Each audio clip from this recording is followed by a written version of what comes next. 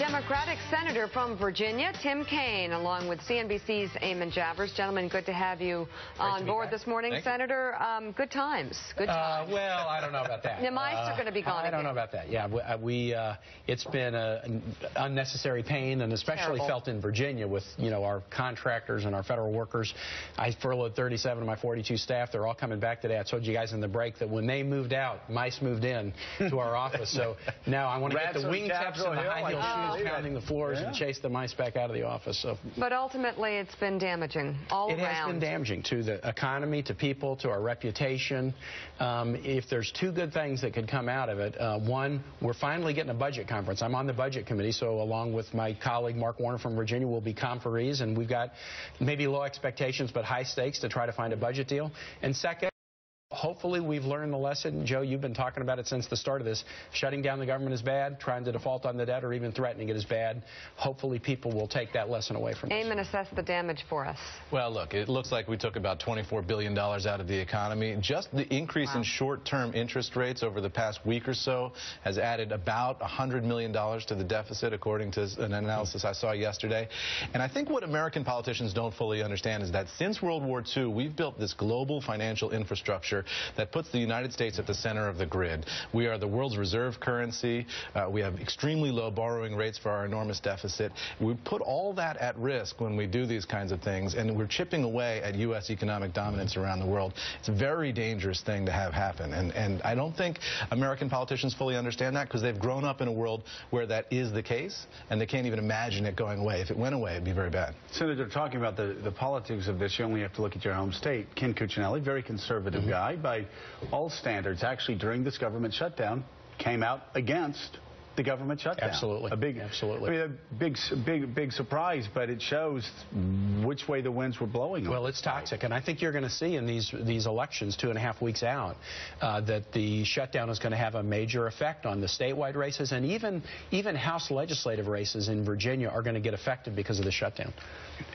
Jeremy? Senator, I think you said it well earlier that this is a low expectation, high stakes game with the budget conference. So I wonder, going into this, if all parties seem to be saying it's going to be very hard to come to an agreement, how do you get there? How is this time different? How is this the opportunity to break the gridlock and the governance by crisis that has gripped Washington for so long? This is kind of like the education of the freshman senator. When I got in, the Senate hadn't done a budget in 4 years. I got put on the budget committee. We did a budget. Great. Let's go to a conference committee. It's March 23rd. We couldn't start a conference, and now we're finally able to start it. So the expectations are low, but we failed every other way. The sequester was a gimmick. I think that was a failed gimmick. The super committee was a gimmick. That was a failure. CRs, bad to do government by these short-term continuing resolutions. Let's get back to the normal way of doing budgets. It was set out in a Budget Act of '74. We haven't done a budget that way for 5 years. It's going to take compromise. But there needs to be some sort of, I guess, something in place that prevents the government by crisis. Well, and that's a very good point, Megan. I want to dovetail on the senator's point with a question on that. Is this the new norm? We're going to be back in this room in 60 days. Yeah. And we're going to go through the same melodrama. How do the markets, how do business owners out there actually plan anything? How do they look down the road and go, hey, we can go ahead and expand, we can invest, we can... They don't. I mean, look, you've got a very crippled American political... CNBC, they're trying to figure out what date to set the countdown clock to again as we sort of reset this thing. Gosh. And look, I mean, the political system is damaged. The economy is damaged. We've got the Fed, putting huge amounts of artificial support into the economy. The political system limping along. It's just not a good recipe. Eamon, and S&P has cut annualized U.S. growth by a full percentage point. Huge. Right. From 3% to 2%. It's a disaster. That's epic. It's a disaster. And I think it's just going to only increase the political tensions in this country, because a lot of what's going on here is economic angst from people who just can't find a job. They understand their families are hurting. They're hurting. They see their investments are suffering.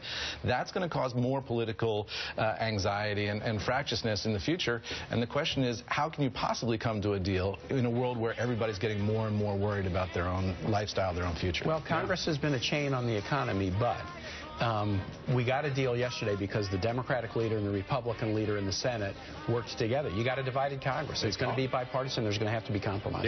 Senator Tim Kaine, thank you, and CNBC. Congratulations on getting rid of the rats. Yeah. Up next, praying for a miracle.